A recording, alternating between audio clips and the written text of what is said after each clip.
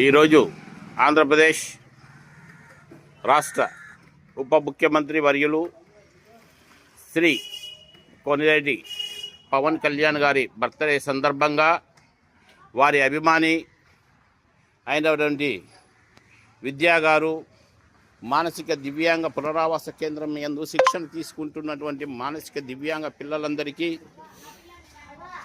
విందు భోజనాన్ని ఏర్పాటు చేయడం జరిగింది.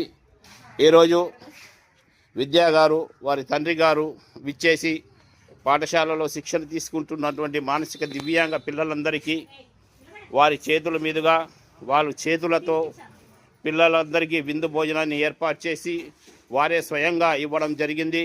ఈ సందర్భంగా విచ్చేసినటువంటి న్యాయవాది సుబ్రహ్మణ్యం గారికి వారి కుమార్తె అయినటువంటి విద్యా గారికి ఇక్కడ శిక్షణలో భాగంగా పిల్లలకు తినలేని పిల్లలు తినిపిస్తున్నారు.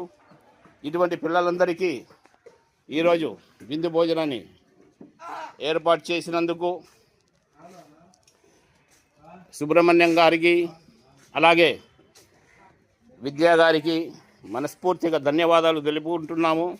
ఈ మానసిక దివ్యాంగ పిల్లలందరికీ ఈరోజు వారు స్వహస్తాలతో ఈ భోజనాన్ని ఏర్పాటు చేసినందుకు మరోసారి వారికి మనస్ఫూర్తిగా ధన్యవాదాలు తెలియజేసుకుంటాను.